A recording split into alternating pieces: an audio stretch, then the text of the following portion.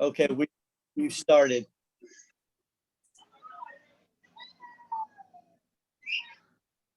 Steve, are you there?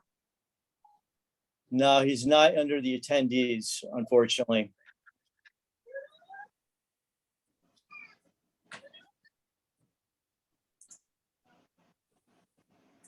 Steve, are you 4740? You dial in by phone, sometimes you have to hit *6 on your phone to unmute as well as. Let's try, there you go. Can you hear us now, Steve?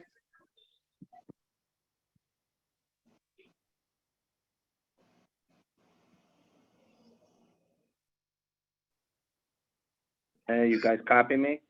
There you go. Yes, we have you now, Steve. Thank you. This was Sorry about the delay there. no, not your fault. I mean, this is a 4-star hotel that's been on hold for 2 hours trying to get Wi-Fi up. So it's unreal. Well, maybe they're down to 3 now. Yeah. So I think we do have a quorum based on me texting the commissioners. Yes, that's correct. And are we recording, Bill? I'll start the meeting. Yes, we are, Steve.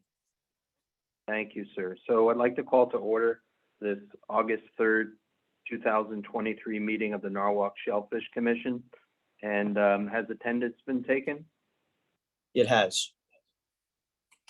Thanks, Bill. Approval of the minutes from the July meeting.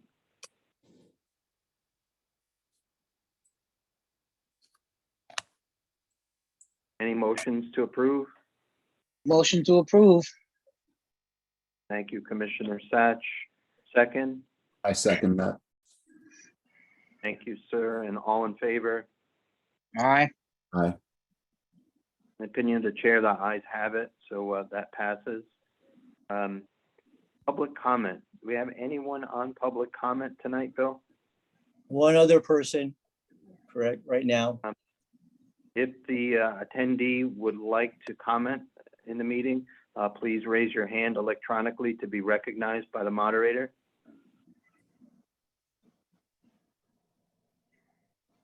Any response? I do not see any hand raised. None. Okay, thanks, Bill. We'll move on to the treasurer's report. Please, Bill.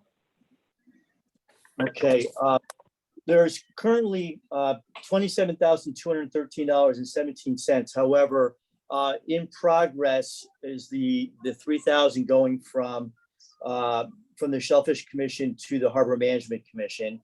In addition to that, I also deposited a check. This was all done yesterday from the permit money of $2,495 that we received in a check from them. So with the balance should reflect, once that's accomplished, $26,708.17.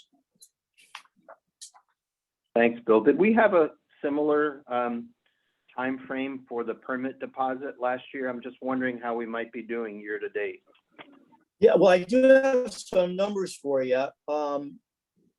Let's see, we had non-resident, we had 21. Seniors, there were 74, and residents, there were 80 thus far. So it seems like it's a little bit low, but I know we've got more permits in October, November with another check. So the numbers maybe will pick up then. Gotcha. Thanks, Bill. Were they helpful over there? Oh yeah, absolutely. Yes, they were. Great. Thanks, Bill. You're welcome. Secretary's report.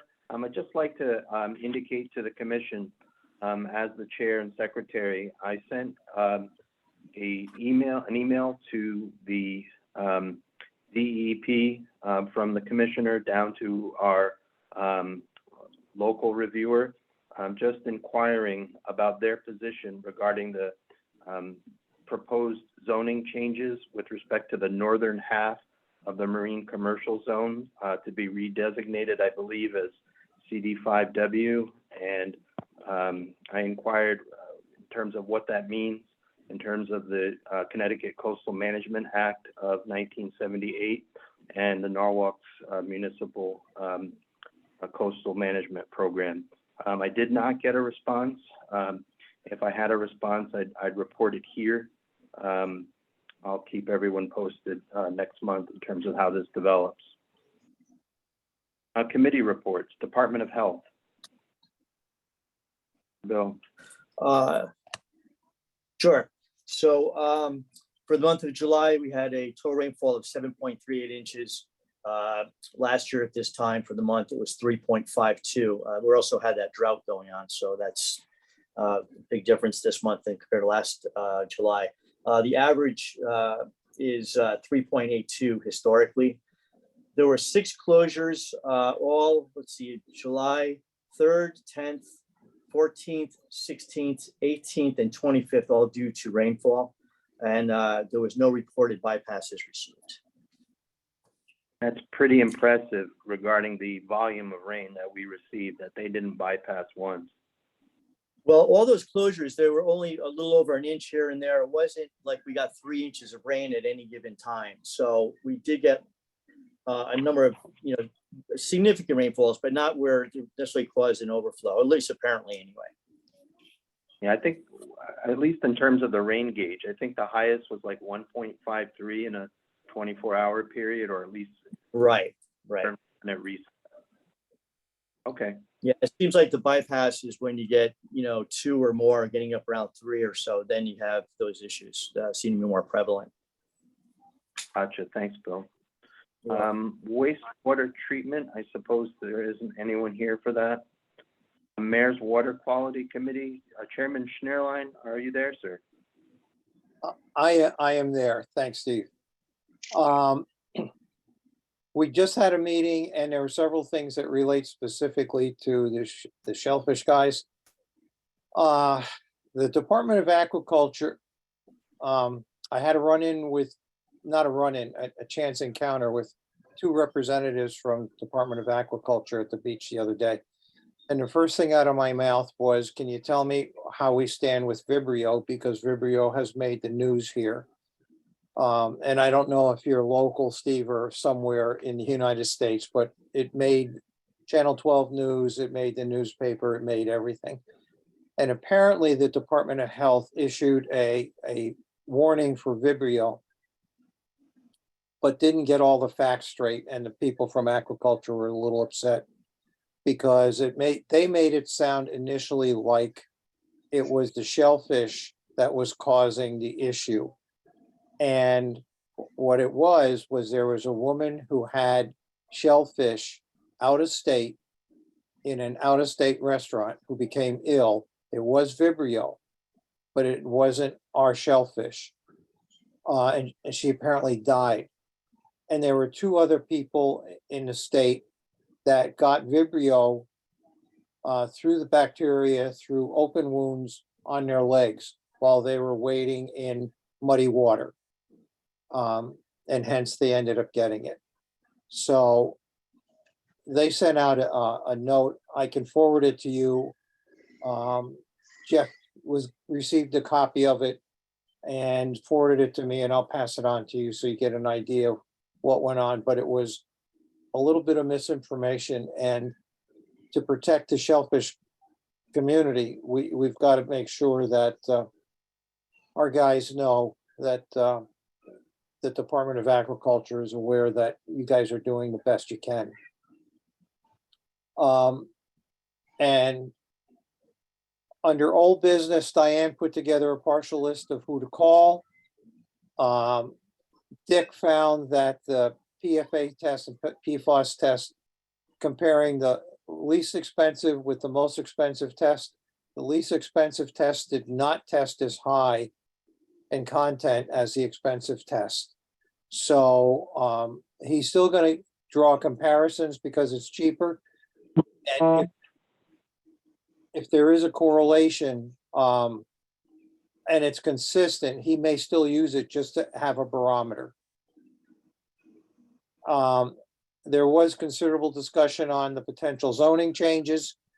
This could affect us because it could affect all of us, because they're looking at having somewhat of an impact on the north end of Water Street going up to the Washington Street Bridge.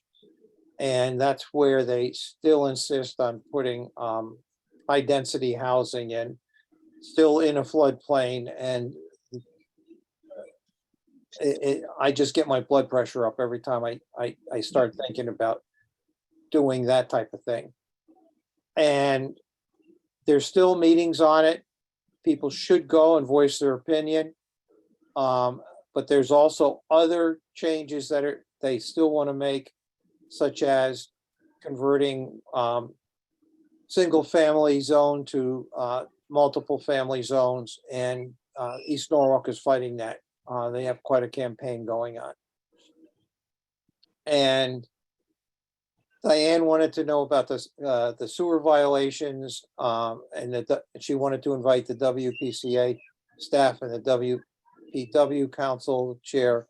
And basically, they have said over and over again that if any of our staff want to know more about that, we have to go to their meetings. And I reiterated that.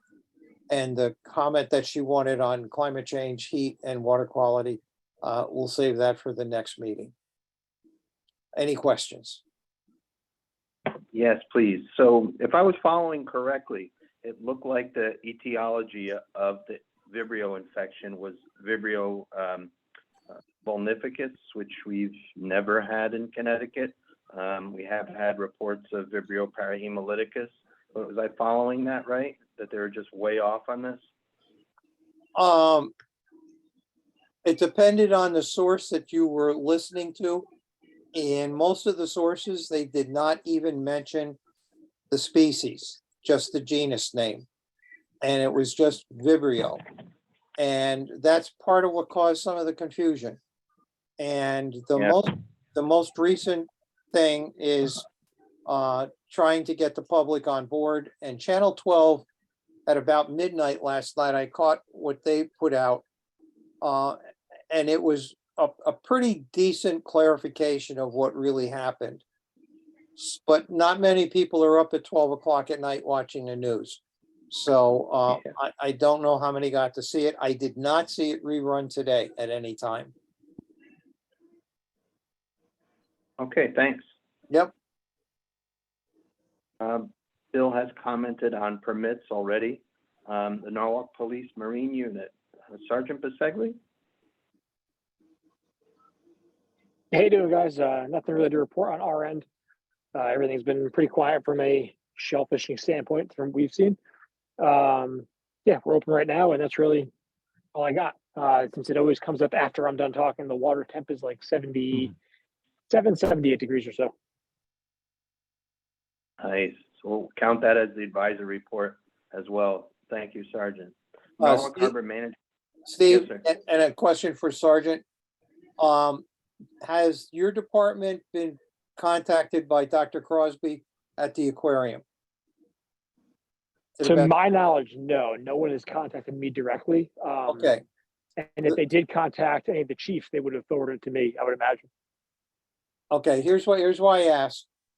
They had a meeting with several of the people that are providing input for work on the southern end of Veterans Park.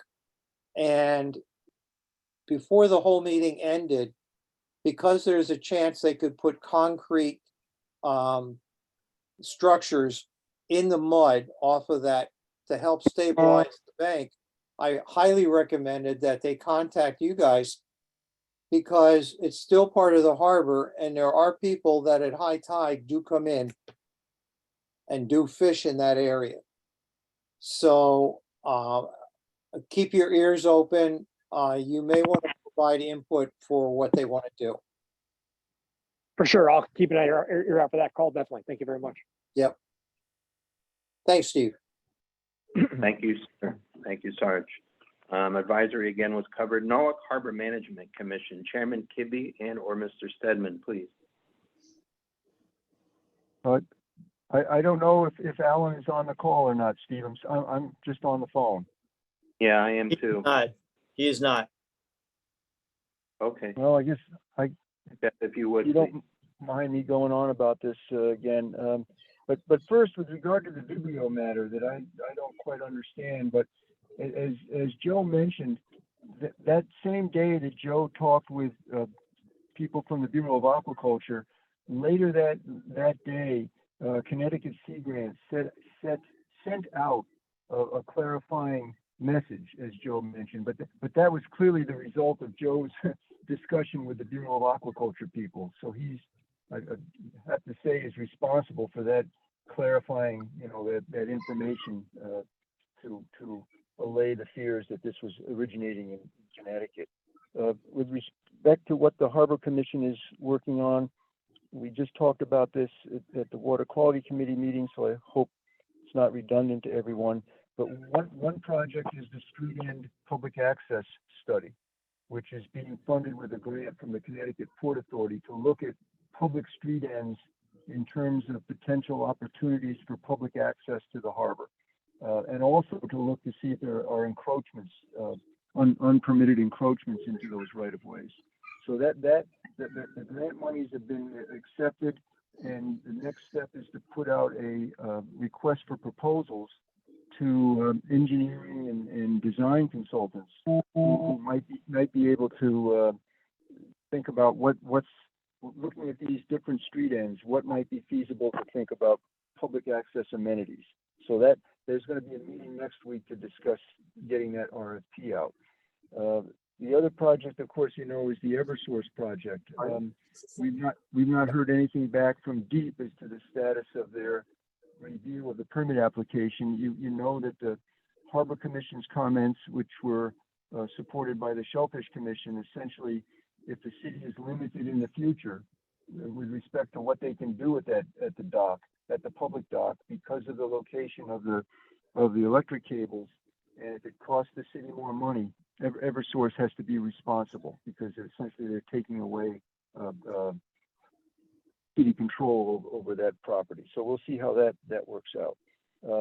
We're also working with the harbor master to process permits for the DOT, for the use by the DOT during the Walk Bridge project for mooring the commercial barges.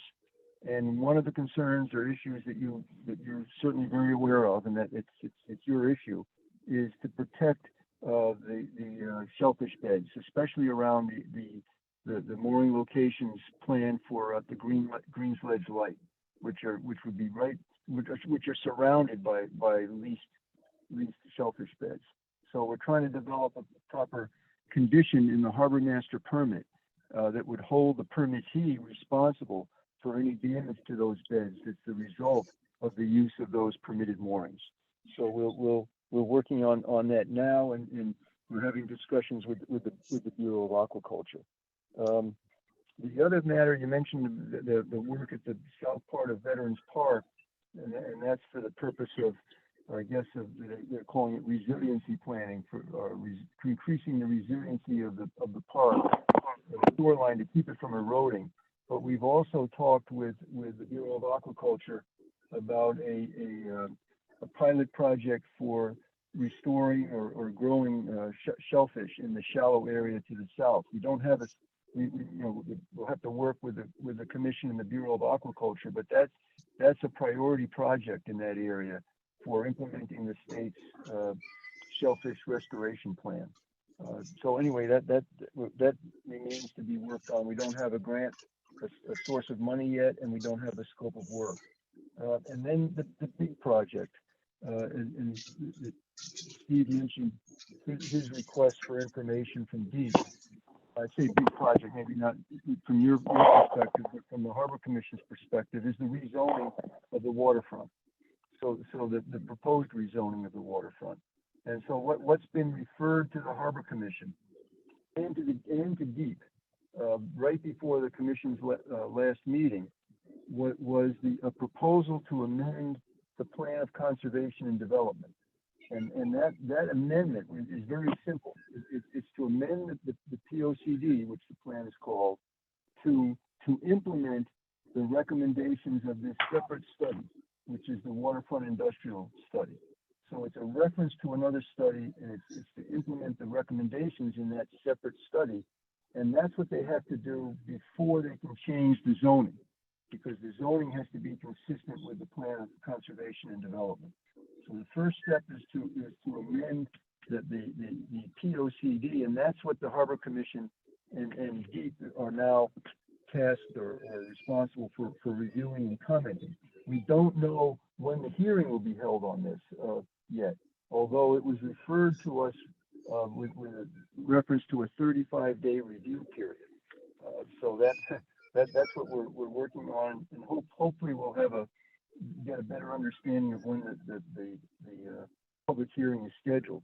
But as you know, the proposal for the zoning that first requires the amendment of the POCD would be to eliminate the northern half of the marine commercial district along Water Street and replace it with a urban density mixed use district that would allow multifamily housing of greater density than is allowed now. And then for the remainder of the marine commercial district, you go to that waterfront industrial study, that would provide for increasing the residential density in that area too. And then in addition, in the upper part of the harbor, from an area north of King Industries up to and including on the west side, Divine Brothers, that area would be rezoned as well to this urban density mixed use zone. And in addition to the implications or the impacts on future water dependent uses and existing water dependent uses, the other consideration is the areas that would be rezoned, as I just mentioned, are all within the special flood hazard area, which is the 100-year coastal floodplain. And you know the prevalence of flooding along Water Street. That's another consideration, and I think that's a very interesting. How do you balance that?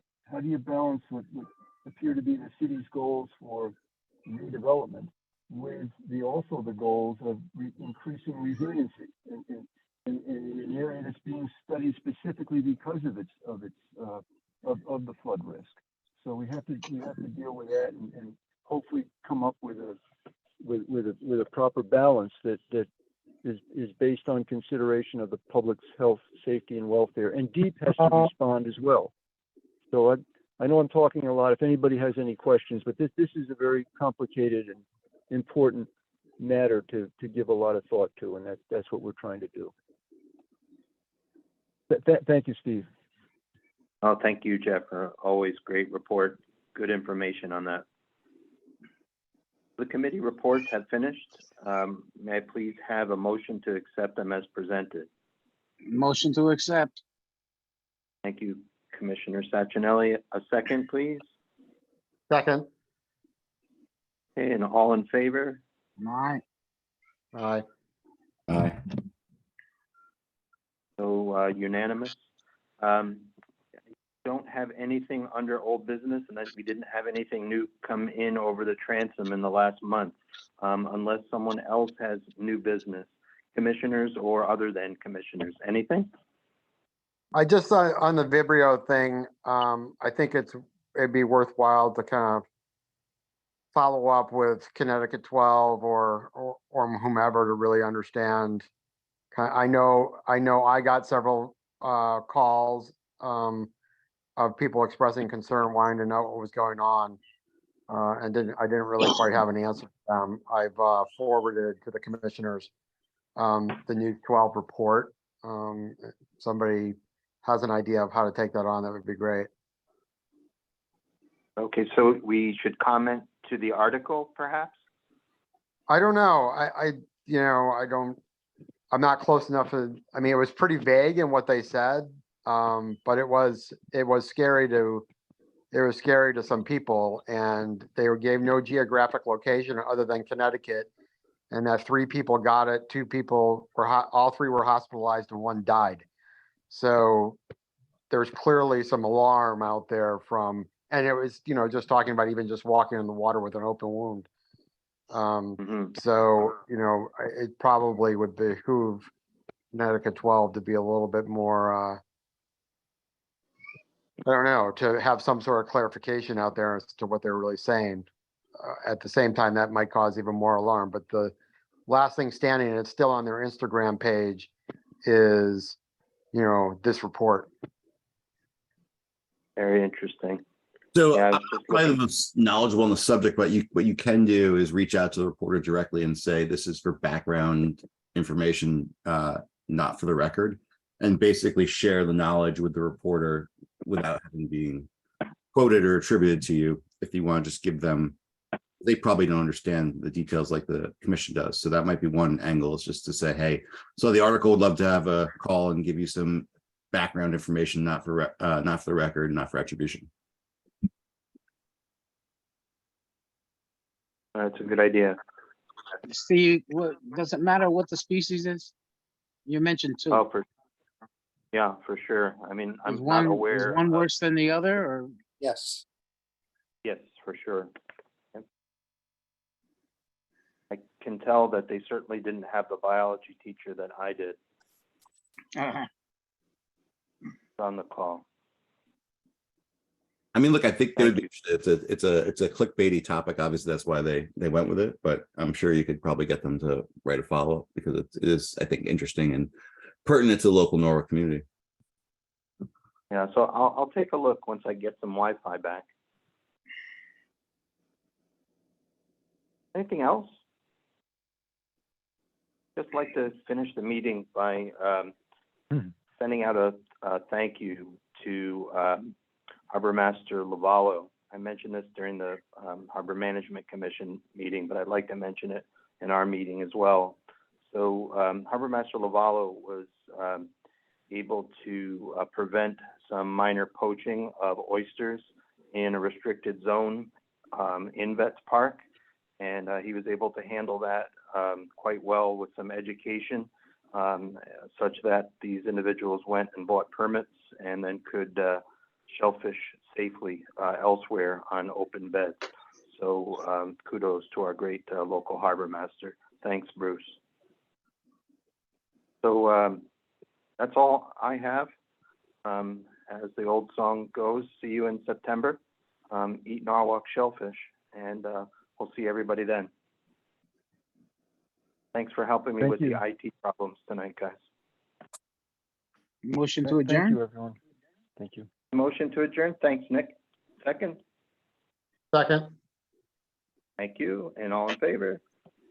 Aye. Have a great weekend, guys. Thank you all. Yeah. Yes.